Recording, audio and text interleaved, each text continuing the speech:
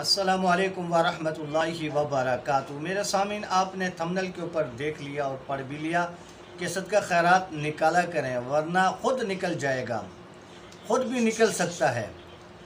तो अपनी बात को शुरू करने से पहले आपसे गुजारिश है कि अगर आप हमारे चैनल पर नए हों तो हमारे चैनल को आपने ज़रूर सब्सक्राइब कर देना। सब्सक्राइब इसलिए ज़रूर करना है कि जब भी हमारी कोई नई वीडियो है तो उसका नोटिफिकेशन आपको मिले। जब हमारी वीडियो का आपको नोटिफिकेशन मिलेगा तो उस वीडियो से आपको फ़ायदा मिलेगा। तो आप अपने फ़ायदे के लिए हमारे चैनल को सब्सक्राइब कर दें। चलते हैं कि सदका खैरात निकाला करें वरना ख़ुद निकल सकता है। एक तालिब इल्म चंदे की पेटी लेकर जुम्मे के दिन नमाजियों के आगे से फेर रहा था, घुमा रहा था। तो गुज़रते हुए एक आदमी ने, एक अल्लाह के बंदे ने जेब से 10 रुपये पुराने तलाश करके उस बॉक्स में, उस चंदे की पेटी में डाला।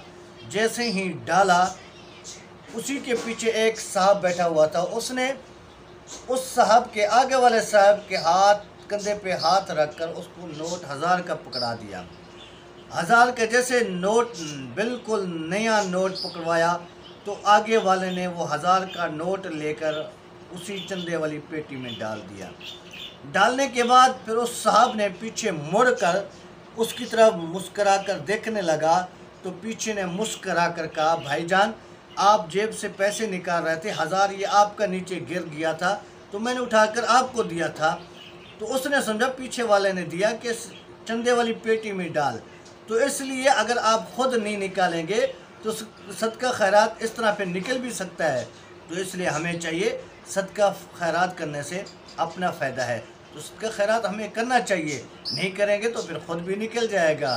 तो आपसे गुजारिश है कि अगर मेरी वीडियो आपको पसंद आई है तो आपको फिर ज़रूर हमारा चैनल सब्सक्राइब करना पड़ेगा। शुक्रिया, अल्लाह हाफ़िज़।